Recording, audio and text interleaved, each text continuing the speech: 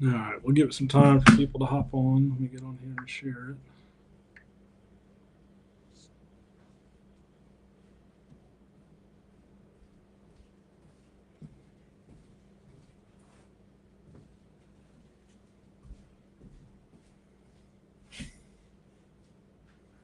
All right, we're going to give it a few minutes. It's only one person on right now. Had a little technical difficulties.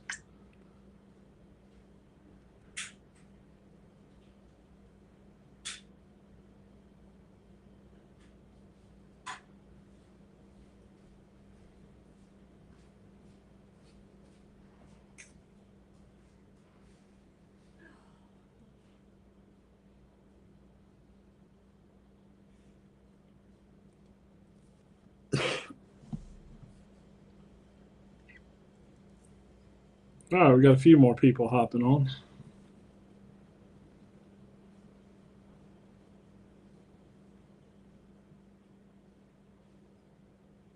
Good evening, Brody.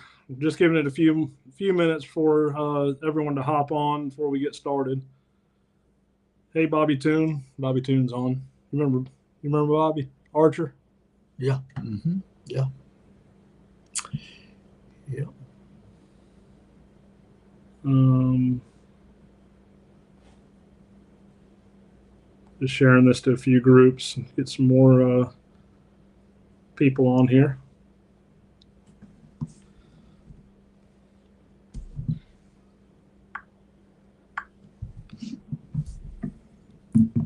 He said Archer is killing it. I'm gonna turn this camera. Archer's a good dog. Really good dog.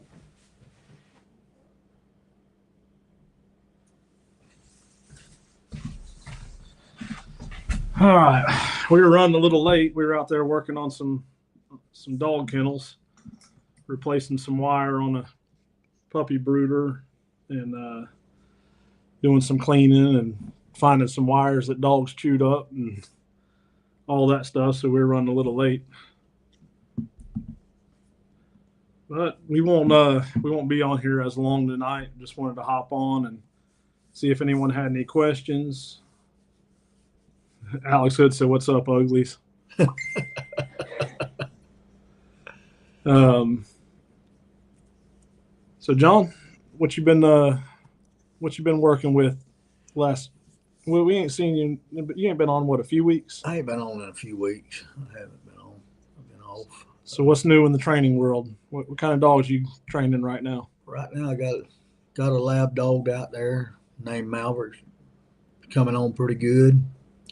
Got three tackles, four tackles, four Yeah. tackles, four tackles. It's doing really good. Just had some dogs to go home. It's really done good in our game. Got one Callahoola out there that's doing a real good job. Yeah, Catahoula's been here what, 2 weeks? Yes, sir. Yes, sir. She's doing a fine job too. She's up to 14 hours old at, what was it? Around about 850 yards. Yep, Somewhere 2 weeks. along in that neighborhood. So Chris Gilly said, "Going to run my first ABTA test this weekend. New pup. I'm excited. Let us know how it goes, Chris. We're excited for you." So the most of the tackles are finished out. Yes, sir. We got one. We got a little tune up to do.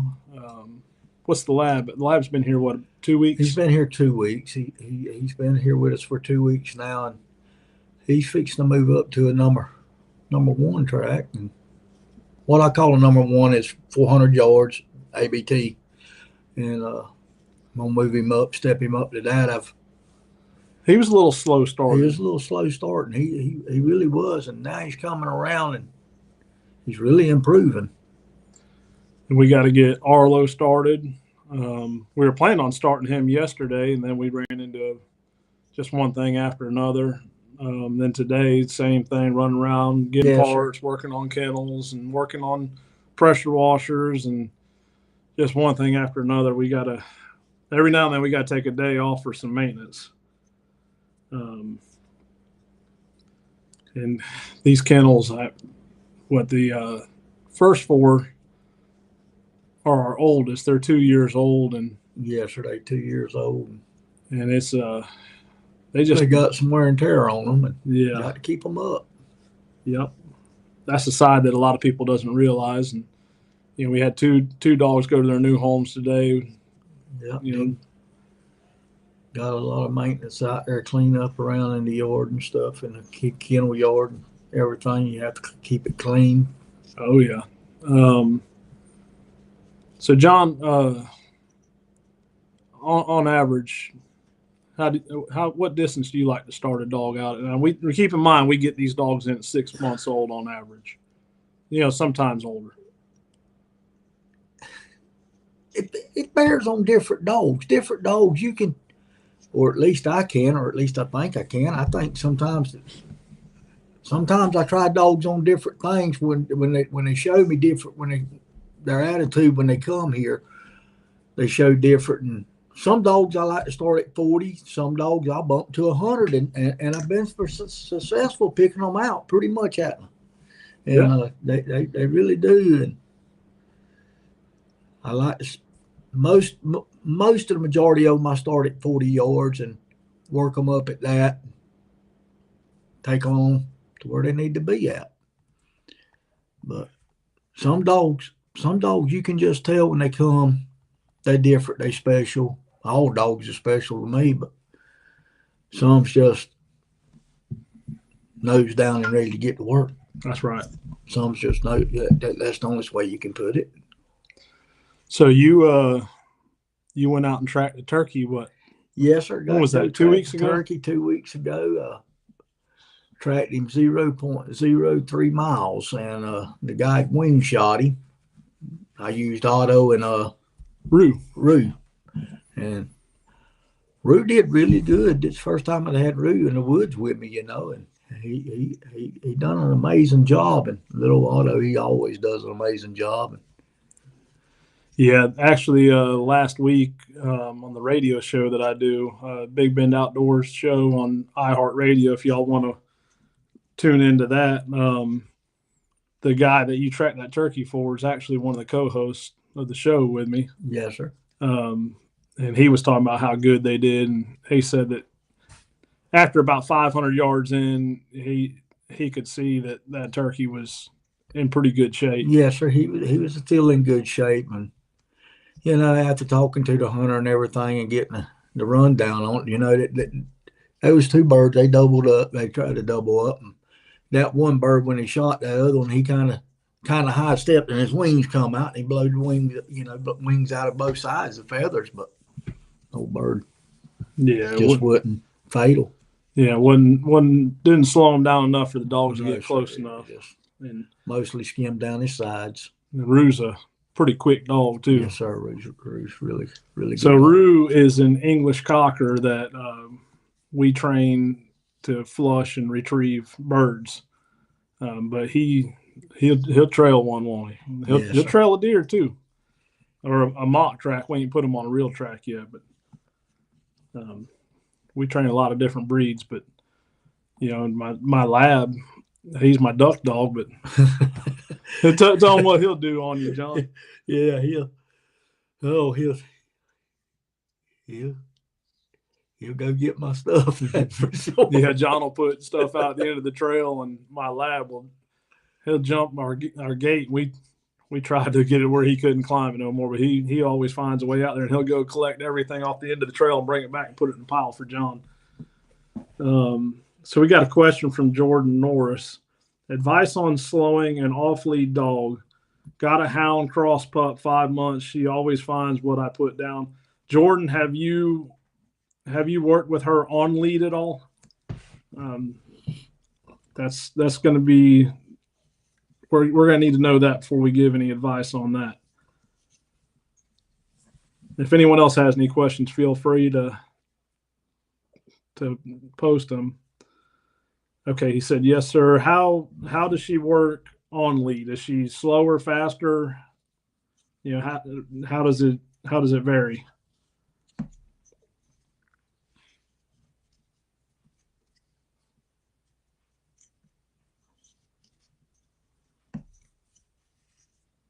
Ooh, Scott Lopez asked a good question. He said, of all the breeds you train, what breed seems to do the best, or breed you'd lean towards? Same speed always, it seems. We're going to come back to that, Scott. Jordan, if you can, shoot me a message. I'm going to send you my phone number. There's some tricks on slowing her down. Really, I'd kind of like to know how old the tracks are, the age of the tracks. See how, if you've progressed far enough on age. Age alone should slow them down and force them to work. If not, there's other tricks you can do, half hitch, prong collars. There's different techniques depending on what's going on. Alex says, in my opinion, breed depends on your lifestyle, in my opinion. I agree, breed selection depends on your lifestyle, but there are definitely breeds that stand out amongst the rest when it comes to trailing and different aspects of the trail. Hands down, you're not going to be a tackle. As far as straight trailing. Straight trailing, you're not going to be a tackle. I have to agree. And I contribute that to their low to the ground. And when they get off that line, they panic. I will say the downside to them is it takes a lot of work to critter break them. Yes. They are very crittery breed. They're very crittery. Very. But once you put in that work to critter break them, as far as straight trailing, they're hard to beat. And probably the breed that shocked me the most that we've seen this year are the Dogos. Dogos is coming on. But if I had to choose just one breed personally or type, I'm going to have to go with the cur lines. And what I call the cur lines would be your black mouths, your Catahoulas, your Lacey's. I know some people don't consider Lacey's a cur, but they fall into that category in my opinion. And I had a fine Lacey. You remember her? Yes, I remember that dog. She was coming on strong, real strong. Then ended up losing her at a young age to being ran over on accident. But I'm definitely a cur dog, man. Yeah, you're a cur dog, man. But I'm definitely a cur dog. But I would say if you had to pick 5 breeds, Sean, what would you say? In no particular order, what would you say? No particular order. Obviously, tackle. Curs.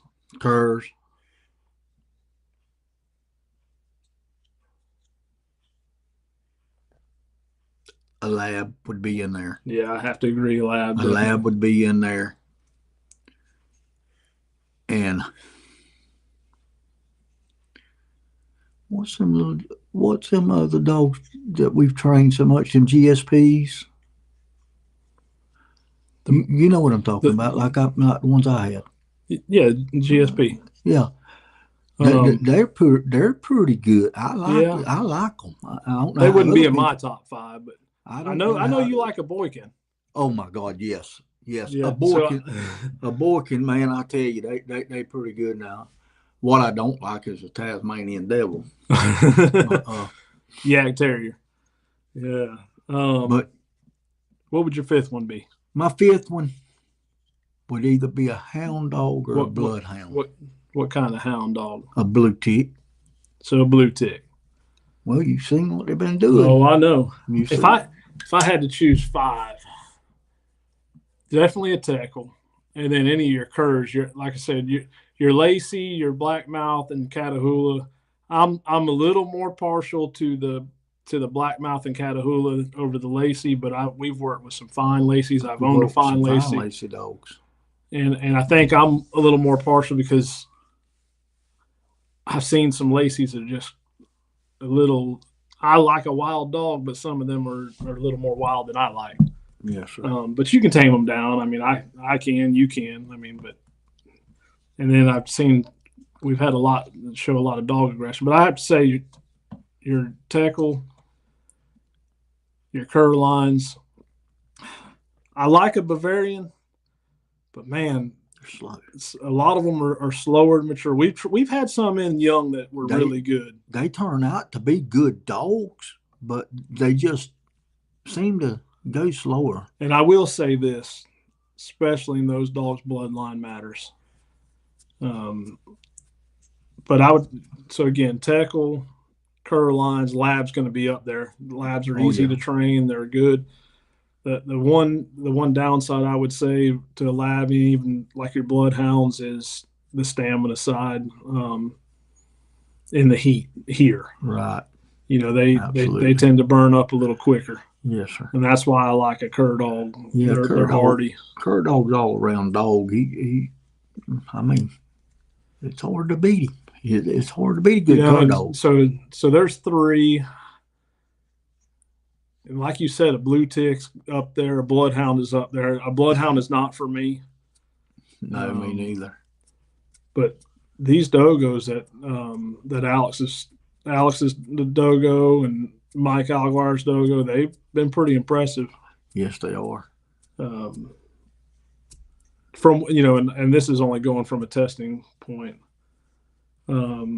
Scott Lopez says, I truly believe bloodline matters in Bavaria, and my Athena was quick to take the tracking bay chase. Yeah, and I really like the breed, and I will say I owned one,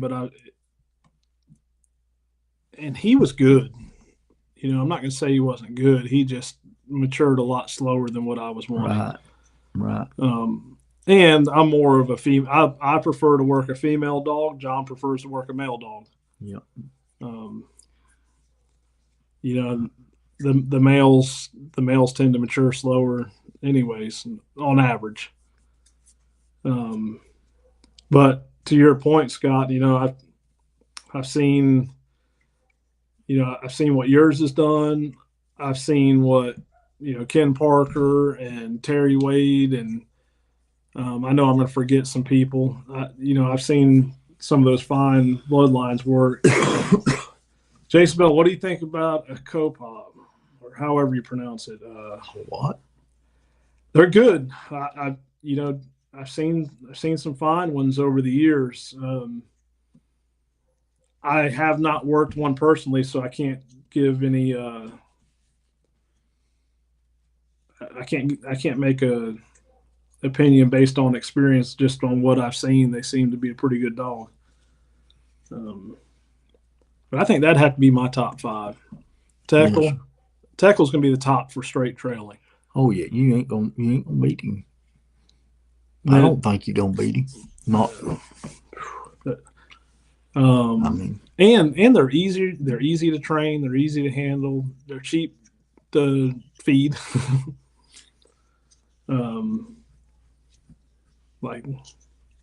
But yeah. Let's see. David Cook says I got a 5-month-old boykin coming to us. Yeah, Dean does have an outstanding one. Let's see. I've got 5-month-old boykin going to you next month. I've gone up to 200 yards with little blood, but he keeps wanting to branch off on fresh deer tracks. How to stop that? I keep having to pull him back. That's what you do. Pull him back, tell him leave it, and we will take care of it when he gets here next month. Yeah, Dean said he had some pretty impressive numbers this year. I can't remember exactly what they were, but I think it was and it's a guess. I think 130 something tailgated on lead. That's pretty impressive. Good. That's good. Real good. Yeah. But he's put in a lot of work. That's we've done that ourselves off lead. I couldn't imagine tailgating that many on lead. Man, I hate a lead. We did 167 last year. Yes, sir. 167 last year. And we were done by mid-December. That was 167 by mid-December. And me and you were both, we were done. Definitely done. We done some tracking. We probably went, I know we went way over 300 deer. Oh, with all ease. Way over. I'd have to look back. I don't think it was quite that much. because we were in the mid 60% recovery rate. Well, yeah, it'd be pretty close to 300, wouldn't it? Yeah, it was pretty close. I'd have to look back at the document. Pretty close to 300 records. we went on. I mean, it seemed like we was going on one every 15 minutes. It did. So Dean says labs, curs, blue tick, Teckle, Bavarians. Bavarians are a tricky combination of stubborn, soft, and late maturing with most of it.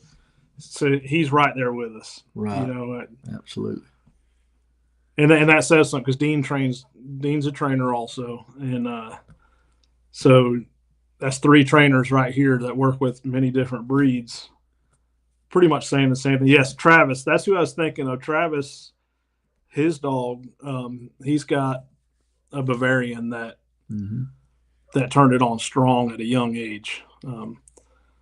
And I see Travis a lot, especially in the Bavarian group, because I am in that group. And, he's a big proponent for pushing the right breedings and, making sure people are getting right lines. He's had a differing opinion whenever I say they're take longer to mature. I don't know if that's based on his experience of having such a good pup that just took to it at a young age, but overall, I have to agree with Dean that stubborn, soft, and late maturing. A lot of health issues because of the bad breedings out there, not having responsible breeders. They're definitely stubborn and soft. Definitely that. And we seen that. What dog was that? Katie dog. Yeah, Katie was very soft. Yeah, Katie, she was very soft. But she was good. She was good now. Yes, sir. She Katie, was good. Katie, what was Katie's Bella? Bella. Katie and Bella, they came from the same people. Out of Arkansas. They came from Arkansas. We took them. Yes, sir. We delivered them to North Mississippi. Those 2 dogs were jam up. But Katie was a lot slower going. Yeah, she was. It took us several months to really get her right, get her solid. I think it was 3.5 months. Yes, sir. Bella came and hit the ground running. Now I tell you another one of them Severians that was a good dog. I really liked him, and that's a Corey's dog. Oh yeah. Corey's dog. Corey Gamble's. Yes, sir. Yeah, that's a good dog. Real good dog. Ben Bruce says, "What about Plot out of Bear Dog stock? Plots make some dang good dogs. Super gritty, especially if you're getting out of bear stock." Yeah, I got one that tracks hogs. Plot. The thing I like about a Plot is, you got that. It's almost like a cur dog and a hound dog mix. Yep. They got that drive and grit of the cur dog, and the stubbornness of the hound. they don't have much quit. Dean says, I've owned 4 myself, and 2 have been very slow to mature. My main dog was very good early, and my young male is showing signs to being good early as well. Yeah, I need to get Dean. Dean, if you'd like to get on here one of these weeks, share some of your information, that'd be awesome. The difference between Louisiana Catahoula and Blackmouth Cur, they're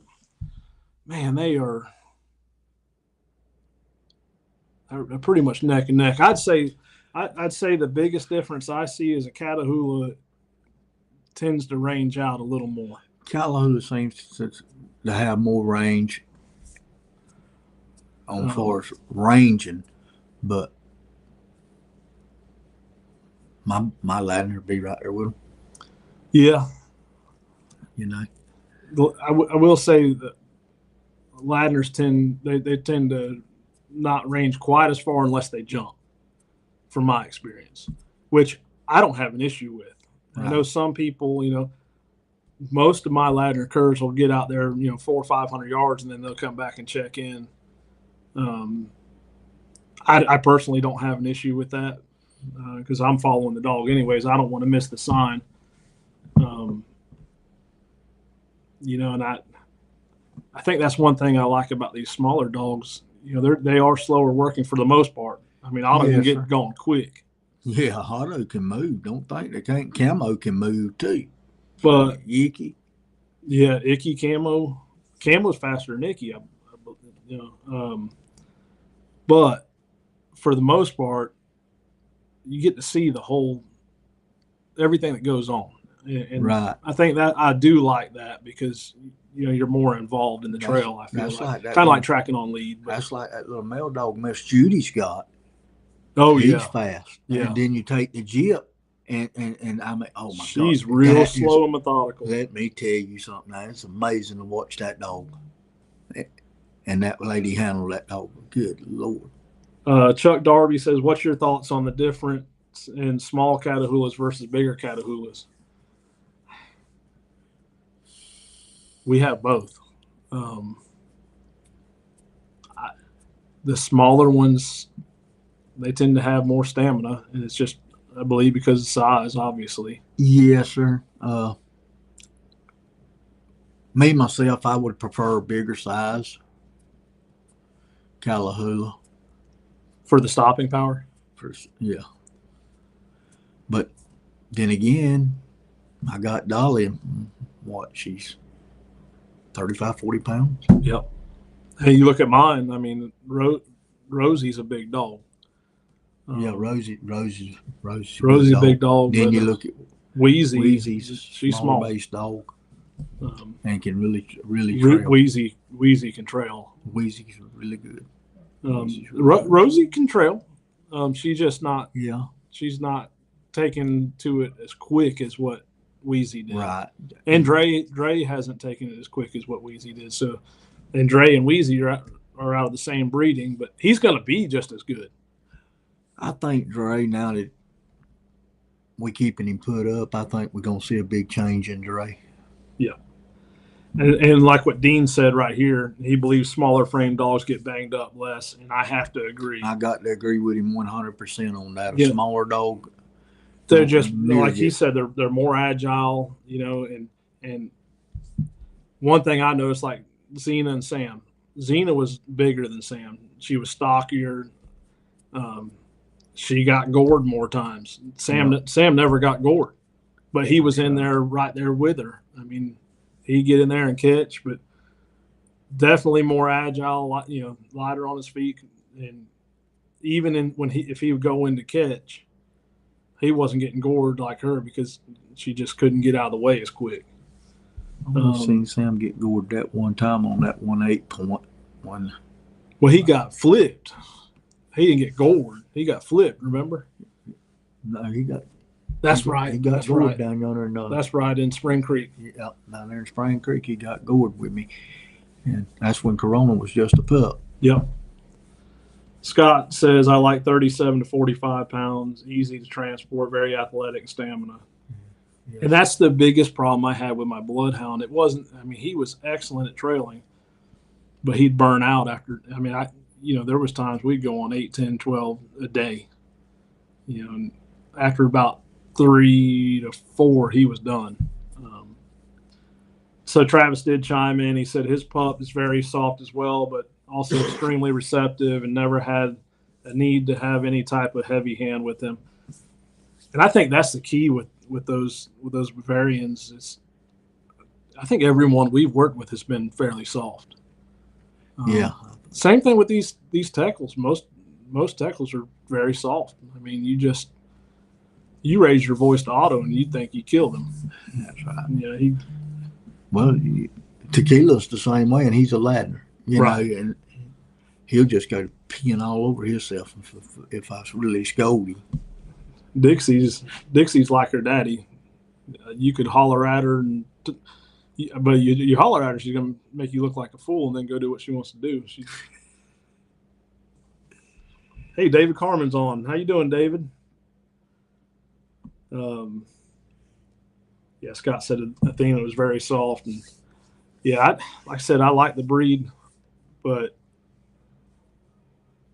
like Travis always says, there's just so many.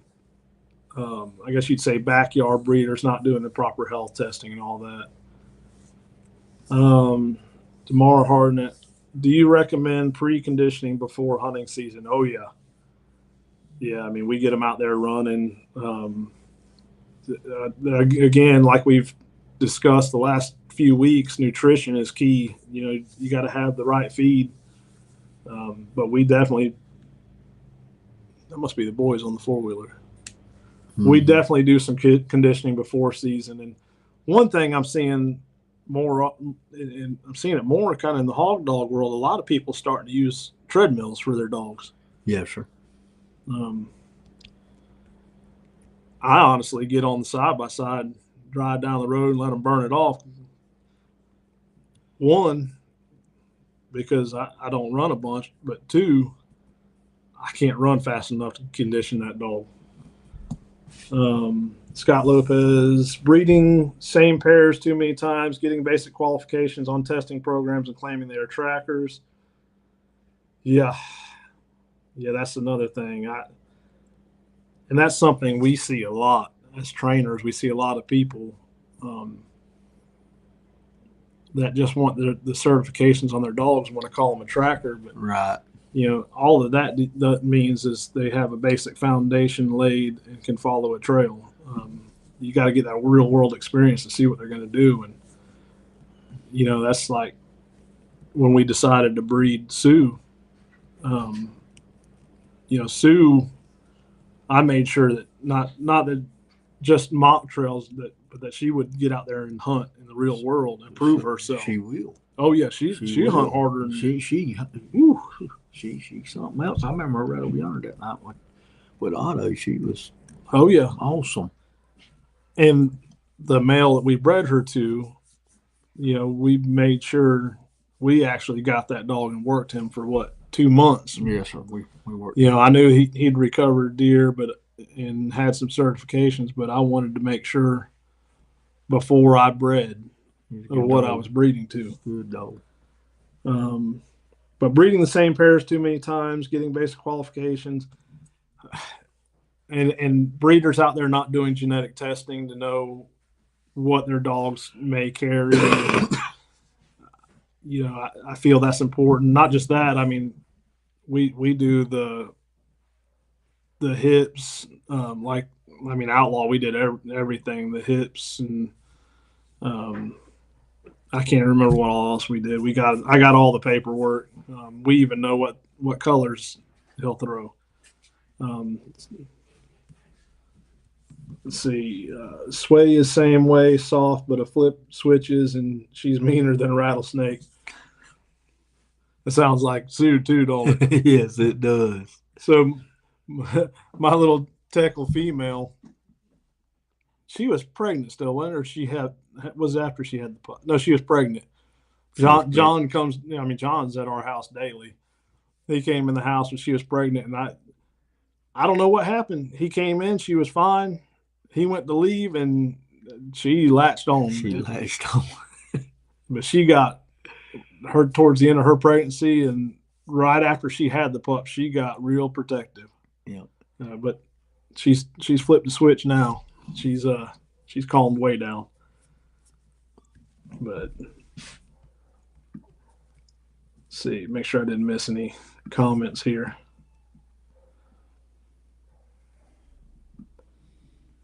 Brad Shoemaker's watching from Missouri. How you doing, Brad? Hey, Kinsey Taylor. I actually just was on Facebook seeing a picture of you speaking, sharing that backpack that you shared with me, and seeing your camera set up on there and stuff. That was pretty neat. Let's see.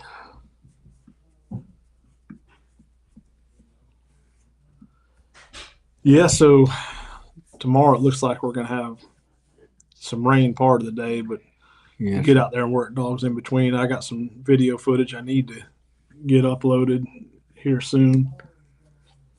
Them boys are being loud and they're distracting me. So, John, what dogs are you going to track with this year?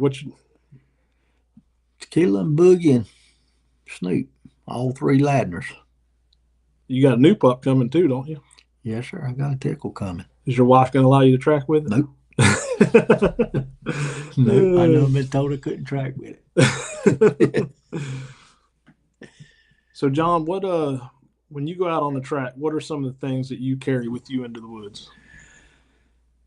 I know I'm a minimalist, and I know you pretty much are. I I don't carry a whole lot with me, and you know, I got water and stuff for my dogs and stuff like that. There, flashlights, extra batteries. Uh, In your handheld that you don't know how to work. in my handheld, I don't know how to work. He keeps blaming on his son changing the settings, but his son says he doesn't touch it. Sons tell a story too. Yeah. I like this year. I don't know if you paid no attention or not, but I used to carry my pistol. This year I didn't carry nothing but a pocket knife. Yeah. Which after hearing different stories, different things, I just used a knife, which that's all I need. Yeah. So Scott asked if tracking off lead with my tackles. Yes, I do, Scott. And actually, we we got called at a high fence, and Otto actually bait up a buck that my cur dog the buck wasn't hurt, but it didn't fear Otto, and so whenever he baited up, and as we got just within range, the deer saw us, broke and ran.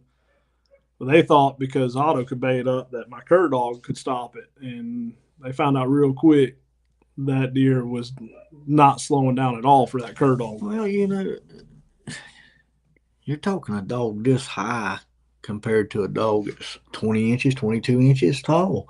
Right. And that deer didn't see no fear in that little dog. No. I bet it didn't. And we got within rifle range, but they were wanting to finish it off with a bow, and that just once that deer saw us, it was over. And it was on the edge of a wide open field, and we were in plantation pines, slipping as easy as we could, but it just wasn't happening. Then you remember the night that I called you. You had Otto. You were tracking the management on lead. You took Otto, and I was across the road from the house. Yes, and Dixie was struggling. She was struggling bad, and I asked you to bring Otto, and we turned them both out off lead. And he beat her to the deer by about 125 yards. Yes, he did. That deer got up. I didn't know he was still alive. Deer got up. Otto was latched onto the side, and the deer ran off with him hanging off the side. Of course, once it got up, she smoked him. She was on that deer. But he definitely out-trailed her to it. Yes, sir. That deer went in a bad, bad spot, and I know that he never left that spot, but he went in a bad, bad spot. Yeah, it got in that pond, and there was just nothing we could do. Well, we spotted gator eyes out there that same night. Yeah, it wasn't worth letting the dog stay out there. Me and the hunter. I told him, I said, get him out of here. But that deer, I went back the next morning and went to the same spot, and the deer was out there in the middle of that pond. Yeah. It's just how it goes sometimes, unfortunately. DeMar says during bow season, snake prevention. So I have done snake avoidance with my dogs, and it works. I will say that. Otto, it really worked good on. The other thing I would say I started doing this year is our vet recommended the rattlesnake vaccine, which, like he said, it is marketed and designed for the Western Diamondback, but he has seen results here with Eastern Diamondbacks that it does give you it does give you more time to get to the vet. And he said on average, it takes half the amount of antivenom to treat the dog on a rattlesnake bite. So for the $30 a year, it's worth it to me, just as a safeguard. Luke Patterson, how do you finish off crippled deer without a pistol and just a pocket knife? Finish it off with a pocket knife. You run it down and grab it. Yep. Yeah, I've done that many times. I do carry a pistol. Sometimes I just forget, but I'll have a knife on me. But Most time, I don't know. I like to finish them off because I have been in some bad Oh yeah, spots. yeah, I have too. I've You know, seen I've some grabbed a bad hold of spots. deer and I've seen that youngin of mine do some stupid stuff. oh yeah, yeah. I seen your youngin finish one off with a stick because he couldn't figure out how to That's turn the right. safety Yeah, off on my pistol. I've seen him do some. But yeah, we do finish a lot off with a knife, especially in if we're close to houses at night. You don't want to disturb people. Um, but I will say I don't think a knife is the safest option Mm-mm. because I have been drugged by deer. I've been flipped by deer. I don't care how strong you think you are or how big you think you are. You can't Okay. unless it's just super weak. You ain't fighting a deer. Mm-mm.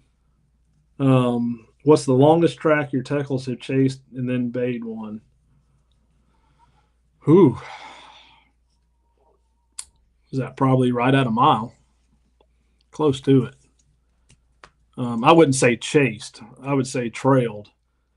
Um, but most of the time, I should say every time with my tackle, the deer doesn't really run. I mean, it just doesn't fear the dog. Um, but we've trailed a mile and had them get up and bay. Now, cur dogs has been a long ways. Yeah, Ben Bruce had one 6 miles this year with his tackle. Forgot about that. I was training a tackle for Bryson, wasn't it? Wasn't it his tackle that I traded? Branson. Yeah, Branson. Remember when I took her down yonder in this right next to the sand hill and Oh, in that when briar patch, and I literally had to pick her up and put her in my arm, and she trailed that deer in my arms. yeah, that was crazy. Yeah, it was Lottie. Yep, Lottie. yep. She's not like that now. Kyle Talbert says my top's wild pig hunter knife kills them all. Kyle, is that the one that they make the glow in dark handle? I know Kerry Patterson has one with a glow in the dark handle. I think I showed that to you. I want to order one of those pig stickers. I think is what they call them. Better have a good catch dog. You know, Chuck, I have catch dogs, but I will take a good solid bay dog over a catch dog 9 out of 10 times. Um, Too many times I've seen it where you get a dog that wants to put teeth in them and it'll push more than it stops than a bay dog would stop. And but I am a huge proponent of proper wait times. So I'm not one. I'm not going to put on a gut shot 2 hours after a shot. I'm not going to do it. If they want to call someone else, call someone else. Here on average 6 hours, most gut shots are dead or to the point they're about to die. Um, Scott Lopez says I'd rather one just point the deer out than bay. I agree, and most of the time that's what these tackles do is they. And Dixie, you've seen Dixie do that leg shot over there up by the Swanee River. Yeah. She more or less pointed that deer out and didn't go in there and bust it. Travis's dog actually walked right up on it, but she was new and trained, still in training, and she just walked right up on it. Um, Randy Vick says, "Amen. Good bay dogs worth 10 catch dogs." I have to agree, and I have both. I've had all the above, and I like a solid bay dog, and that goes back to that smaller Catahoula versus bigger Catahoula. Yep. Wheezy's a solid bay dog. She's got the grit to catch, but she's a solid bay dog, and Rosie's going to get in there and catch.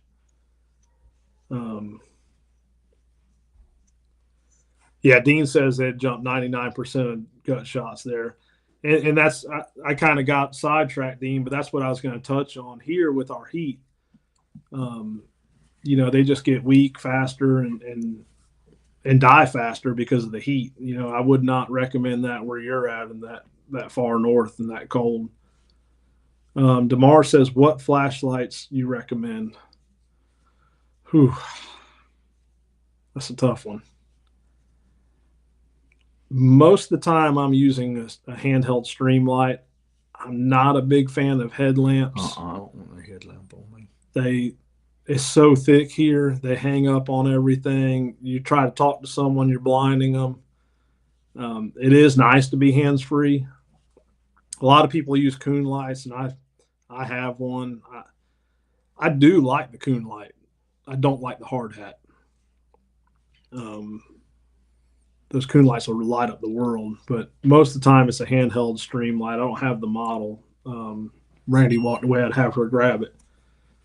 Um, Randy, do you know where one of the small streamlight flashlights are, so I can get that model?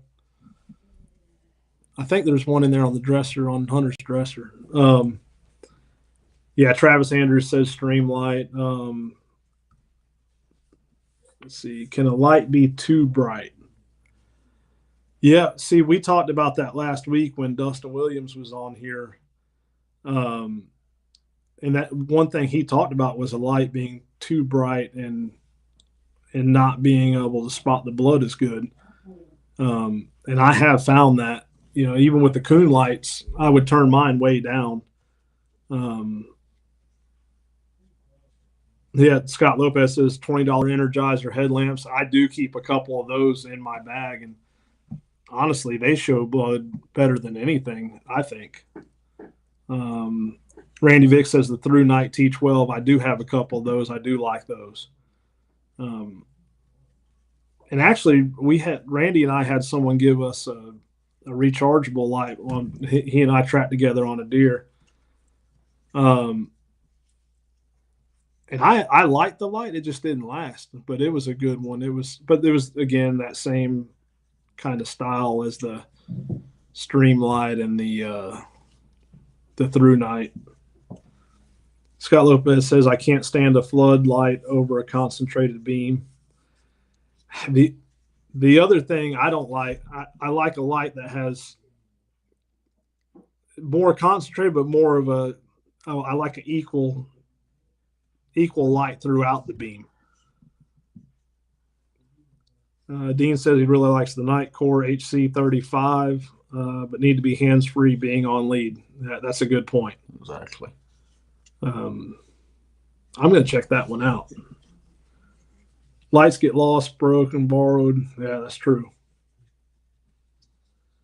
Joey McDonald says E2D LED Defender by Surefire and a Streamlight headlamp. Yeah, and when I do use those energizers like Scott Lopez is primarily when I'm working on lead,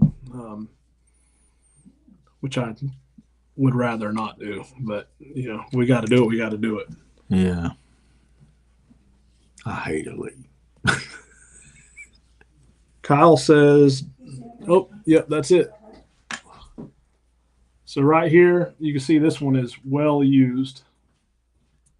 This is a Streamlight ProTac HL. I've probably got 20 of these and a bunch of batteries. It does burn through the batteries, but it's a great light. It's dead right now, but there's a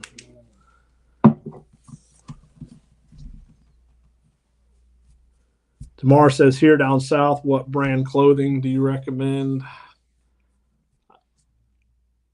I go as light as I can, but I do have some Dan's Briar gear.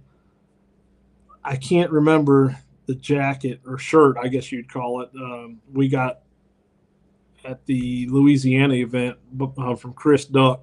You can reach out to Chris Duck and he could tell you, but it's a Dan's jacket, Briar style jacket, but it has vents and stuff in it.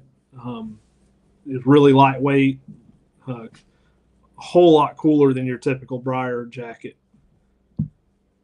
Does it seem that green grass in the field really messes up pups with mock tracks? We don't train a lot in fields because we just don't have fields. But it all depends on the hours you let it sit in the sunlight that hits it. Yeah, I would think it'll dry out if you let it sit a long period of time. Yeah, I mean, we do some training in Right. green grass, but it's not often because we just don't have that. I mean, Right. it's primarily just woods. And Dean and I have talked about that because Dean is in an agriculture area where he could train more fields. And I know I'm speaking for Dean here, but Dean and I have spoke back and forth about this, and he likes starting a dog in fields because it's less distractions. And um, I wouldn't say I don't think the green grass really. I guess it would depend more on the height of the grass. I've actually seen grass help a dog because as you're walking, putting that trail out, you're basically creating a trough, and we've seen this at the Alabama um, tracking seminar and testing in the past where there's a lot of grass and mostly sage in those fields, and we'll lay a trail, and you can see when the dogs hit that, and it's like it holds that scent in that funnel, and you'll see a dog just really line it out at that point. Um, but there's also, like Chuck just said, there's a lot of moisture in those particular fields. But here, when we hit a field here, it's primarily dry sand, and that's where the dogs struggle. yeah, especially during bow season when it's still good and hot, and it's 8, 9, 10 hour, 12 hour old track. They That climate messes them up a little bit. I think. Yeah, we've got a lot of sugar sand here, and Right. that makes Yeah. a big Well, difference. right out yonder, that spot right out yonder. It don't matter what time of year it is. Yeah, It don't matter the conditions. no. It'll get them every time. But like you said, the sun, and Brad Shoemaker just said, sun is a key factor. That sun beaming down on it. And I've seen it in testing environments, training environments. It can make a difference. David Cook said, "Do you put any light on the dogs?" I use the TT25 collars. You use the TT15. They have a light feature on them. I like turning the lights on. One thing I like about the TT25 um, is you can turn that. You can change the color of the light for the dog. So let's say I had Dixie on a red light on Dixie and a blue light on Wheezy and a green light on Rosie. I can see what dog is where. And the thing I like about the lights on the collars is if they get close to a road, I just hope maybe most of the time I'm calling back before we get there, but God forbid something goes wrong, lose communication. I just feel like maybe that light could be seen by a car that's coming by. You can see it pretty good. Yeah. You can really see it pretty good. Dean says John makes good points on time of day. Middle of the day seems tougher regardless. Absolutely. And that goes back to the sun factor and, the thermals. That's something we talked about last week is, that sun starts hitting, those thermals start rising. It makes a big difference. And then also, your terrain, is it a flat field? Are you on a hillside? When I say hillside, I mean steep. But yeah, definitely. It's good to have Dean on here because Dean is a great trainer, a wealth of knowledge. What's the difference between the T20 and the 25? The 20 doesn't have the shock and all that, does it? I don't think so. It's like a T5, isn't it? I think it's pretty similar to a T5. Yeah. Kyle, you want the TT25? At least I feel like every dog you should have the ability to tone it. If you're going to track off lead, especially, but even on lead, I want a dog to be trained to return on tone just in case something happens and it slips a collar. My bloodhound slipped a harness. He actually broke the harness, and I didn't have a tracking system at the time, and I think it was 9 hours before he came back. Do you recommend safety vest on the dogs? I do not. I know some people does. I know Randy Vick uses one. I don't like one. My personal opinion is I feel there's more negatives than positives.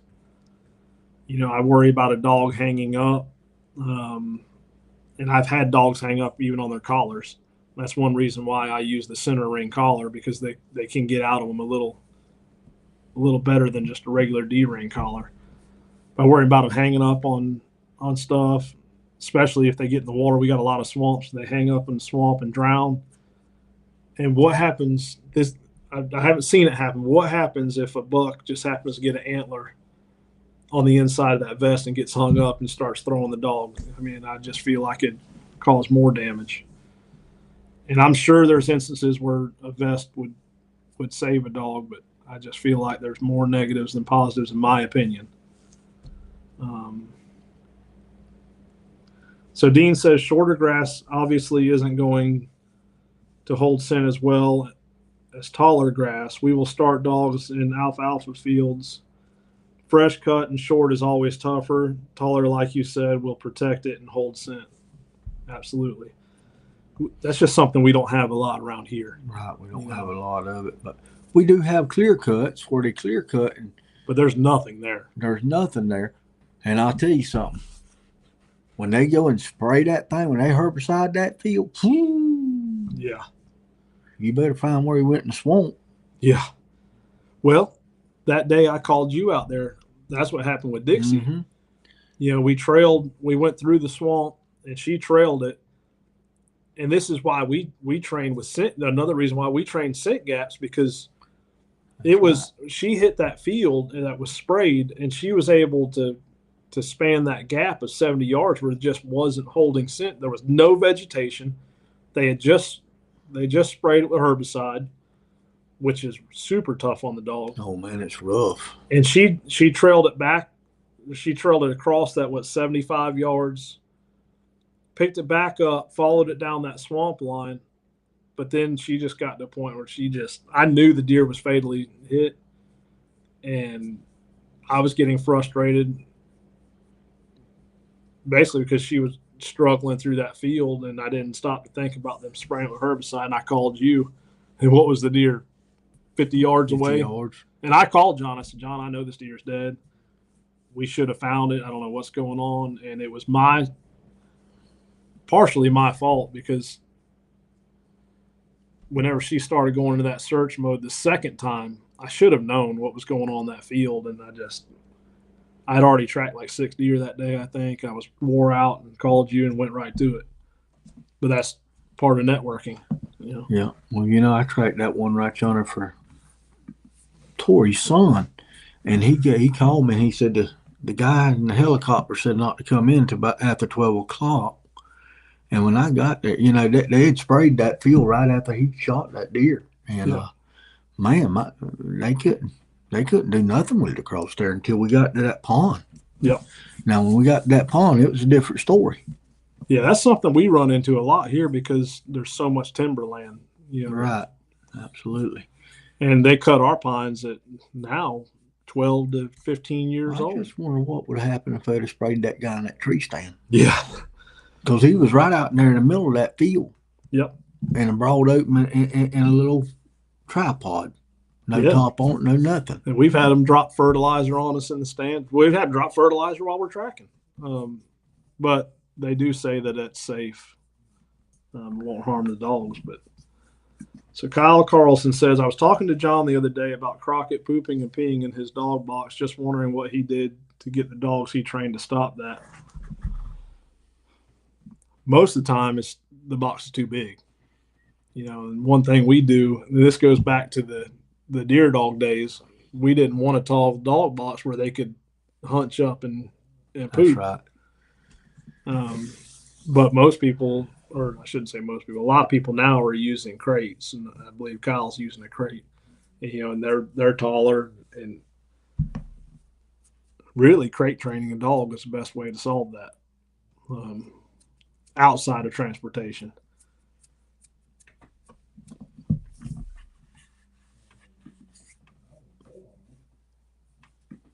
Let's see.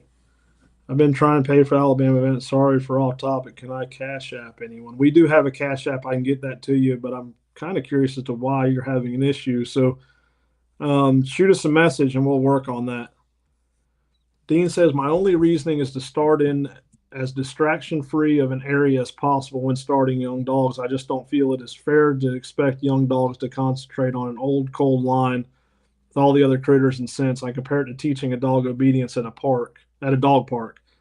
Obviously, you're limited to what areas you have access to, but if you have access to areas with limited distractions, you're going to have less issues with dogs trashing as you progress in training when you get into the real thing, and that's spot on. And that's so Dean he saw one of our videos, and he was talking about, basically what he said right there. Right. And I explained, we're limited. We don't have the fields. I would love to be able to start a dog in the field, but we just don't have that option. Mm-mm. The only fields we have are those fresh cutovers with no vegetation and just dirt. But that's spot on right there. Well, now it's outside of hunting season, we could go to some of the WMAs and we can go to WMAs, but even then it's limited. Yeah, it's very limited. They don't. The only one that really used to have a dove field was Tide Swamp. Yeah, and they don't have it no more. No.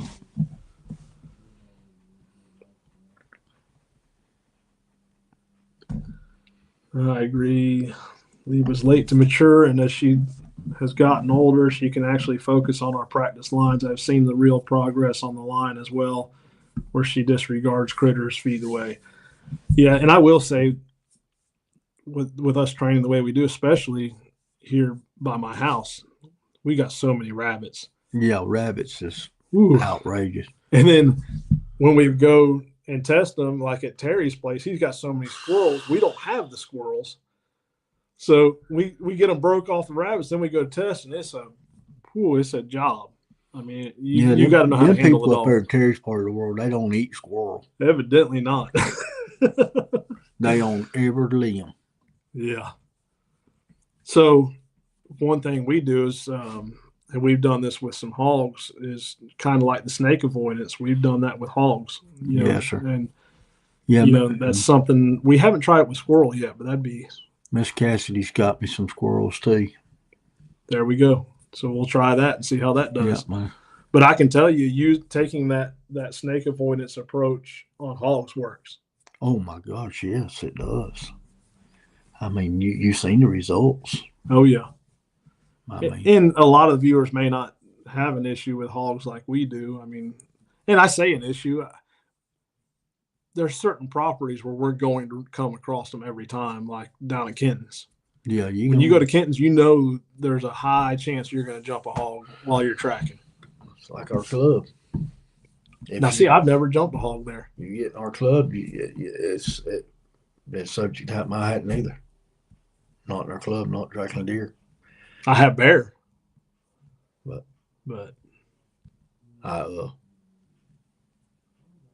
little Tequila found that deer this year, and the next thing I knowed, he was over yonder 50 yards bayed up.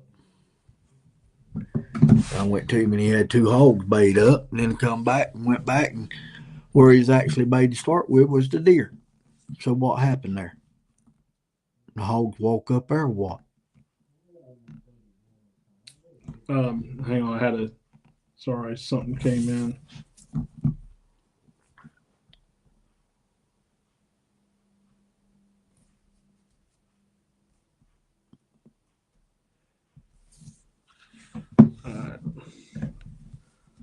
No, I'm sorry. That was an important text that came in. But I did that one. I tracked for Mr. Baumgartner. Yeah. Sure did in muzzleloading season. And I mean, he sat down at the deer when he first treed. He was sitting there silent at the deer, and the next thing we know is he jumped up and barked about 3 times, and then he went to baying. And I brought him back after it was all over. I brought him back to the line, put him right back on the deer, and he went right straight back over yonder and sat down and treed again. And the deer was laying there. So them hogs had to have walked up there. Well, I tracked the deer this year, and it was gut shot. Well, yeah, it was gut shot. So I recommend letting it lay because the only sign they saw was guts. and got up there, and we're trailing. We get a little ways in, and I see a pack of hogs, and the dogs are going right to it. Well, I pulled them off, thinking that they were trashing on those hogs, which I should have known better because, they just don't do that unless I'm pushing them when I shouldn't be. And I pulled them off, and I was trying to force them in another direction, kind of do a controlled search with them. They kept wanting to go back. And the guy says, "Hey, I got the deer. The hogs are eating it." Well, I've heard of 2 or 3 getting eat down there in Camp Misery this year. Well, this was down that way. We were right on the edge of Camp pack Misery. hogs was in there eating a deer. Chuck Darby says, "Y'all should feel right at home here in North Mississippi because it's woods where we are going to lay tracks. There will be deer around also." So he's actually pretty close to where we took Katie and Bella home. Mm-hmm. That same type of area. No, a text came through about a dog limping its pad. So we do have, especially we get dogs that really pace in a kennel, in one of our kennels, and they'll rub a pad raw. And for those of you that ever run into that, good old turpentine's the best thing to treat those pads with. And go ahead and do all 4 feet. Don't just stop at one. Go ahead and treat every one of them. I did that on, was it Crockett, wasn't it? Yeah. Crockett. Yep.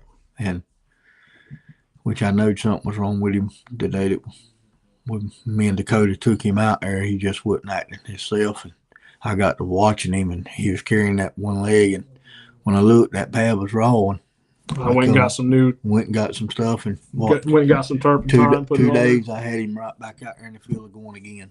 Yep.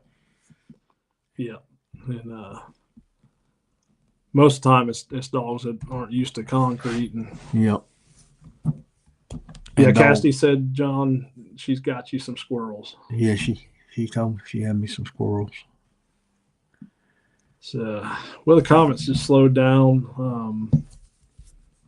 I got to get out there and finish up this kennel. But if y'all have any last minute questions or comments, feel free to get them in. We'll give it a few more minutes and probably call it earlier than normal night, so I can get this kennel done before my wife shoots me. DeMar says, "I appreciate this group. Thanks so much. Have a good evening. Trackers, God bless." Have a good evening as well.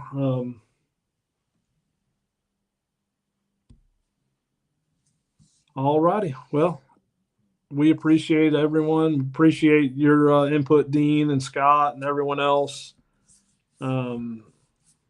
Jason Byers said he just got done with paperwork. Jason, Ralph said if you got a computer and would learn how to use a computer, it would take you half the time to do that paperwork. I don't know if Ralph's watching, but he'd get a kick out of that. All righty, guys. Well, we're going to hop off of here. We appreciate everyone, and we will see you next week.